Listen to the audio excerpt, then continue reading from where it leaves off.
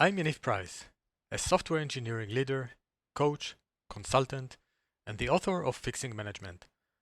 Welcome to Fixing Management, the podcast that gives actionable guidance on becoming a more effective leader. Today we're talking about one of the most high-stakes parts of management, hiring. You've probably heard the saying, the only worse thing than an open position is filling it with the wrong person. Or the less polite version, better have a hole than an asshole.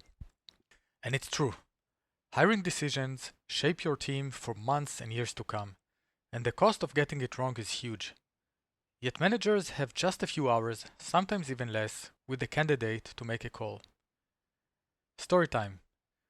Gil managed a team at an insurance company. As business was growing, his boss told him to hire 2 new members.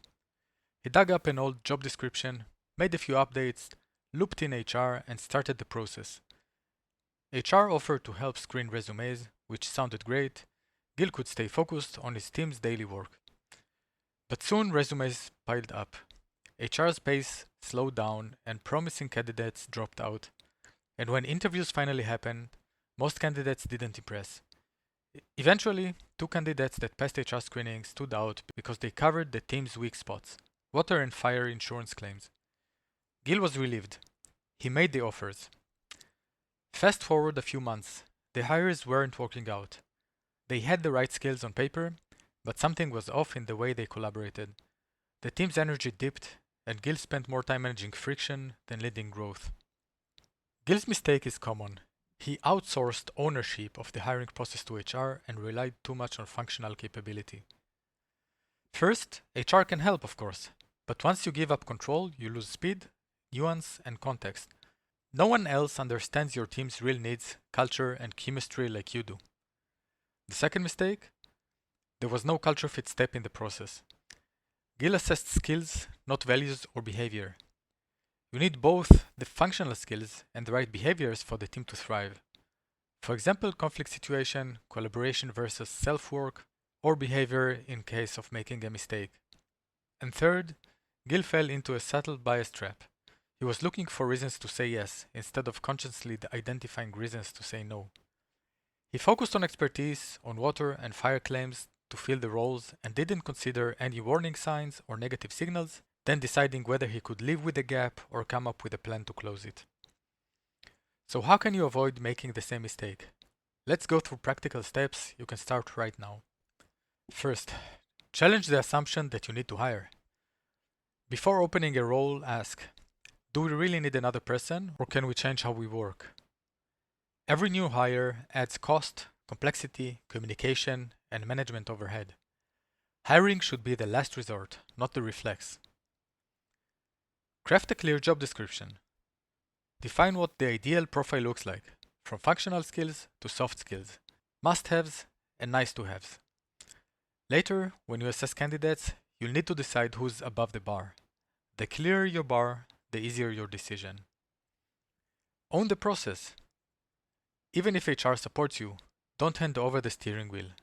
You can request to screen resumes yourself, which will allow you to control the speed and even communicate faster with candidates. Delays may kill momentum, and candidates will judge your team by your responsiveness or find a job elsewhere in the meantime. Be disciplined in interviews. Show up on time and on time. I've had many cases as a candidate where the interviewer didn't show up or was very late, which added a lot of stress. Take short handwritten notes during the interview. You will never remember everything later. Writing, in contrary to typing, helps the brain remember better. Consistency. Prepare a consistent set of questions all interviewers will use. That's how you minimize bias and compare candidates fairly. You don't want interviewers to sidetrack or improvise. Teach the interviewers how to conduct the interview, what to look for, and what answers give positive signals. Let them shadow and debrief afterwards. Don't do panel interviews. Some think that letting many employees meet the candidate is very efficient, but it can be ineffective.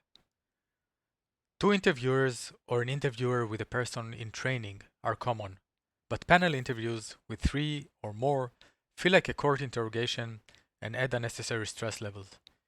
Even after a successful process that ends with an offer, there is a higher tendency of candidates to reject due to the bad experience.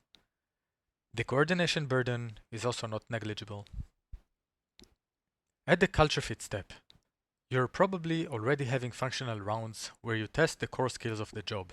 If you want to see how someone works, you give them a realistic task. You observe how they interact, not just how they perform. What is sometimes missing is the culture fit step. This is non-negotiable. This is not about having everyone exactly from the same skin color, age, gender, school, or neighborhood. It's about the behaviors you want to see. Therefore, ask behavioral questions, not hypotheticals. Instead of the "what would you do if" question, ask about concrete past examples, because past behavior is the best predictor for future behavior. Ask about things that matter to you, the team, or the organization, such as the company values. Tell me about a time you had a conflict with a team member. Share an example of a mistake you made and how you dealt with it. Describe a time you had to learn something new quickly. Share a story where you identified a member needed help. Forget graphology, astrology, or weird psychological games. Skip bizarre stress tests like spilling water on the candidate or asking riddles. Just ask for real stories. Look for the right traits. Beyond technical skills and behavioral questions, focus on people who are humble, hungry, and emotionally intelligent. Humble people can listen, take feedback, and grow. Hungry are motivated and proactive. Emotionally intelligent read the room and respect others. That trio, humble, hungry, and emotionally intelligent, as advertised by Pat Lencioni from the Table Group, predict long-term success more than any tool or degree. Be transparent. Never sugarcoat the job. If there is on-call duty, weekend duty, client pressure, or legacy systems, say it. Lying to candidates might get you a yes today, but a resignation tomorrow, and it damages your credibility as a leader and is much more expensive than waiting for a good match. Interviewers' input and managers' decision.